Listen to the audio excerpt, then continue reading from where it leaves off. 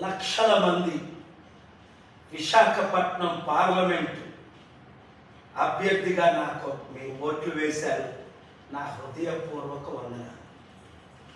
మీరందరూ ఆశ్చర్యపోతున్నారు, ఏమైంది? 9 లక్షల ఓట్లు బీజేపీ టీడీపీ అభ్యర్థి అయిన శ్రీ భరత్కి ఎట్లా పడ్డాయి? 1000లో 1 కూడా, కనీసం 9 లక్షల్లో 10% 90,000, 1% 9,000, మనకి 8,000 కూడా ఎందుకు పడలేదు?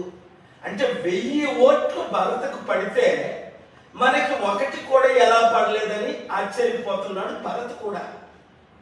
అయితే షాకింగ్ ఏంటంటే, భరత్ జనరల్ ఏజెంట్, చాలా మంచి తెలివైన వ్యక్తి, హ్యాండ్సమ్, ఒక స్టార్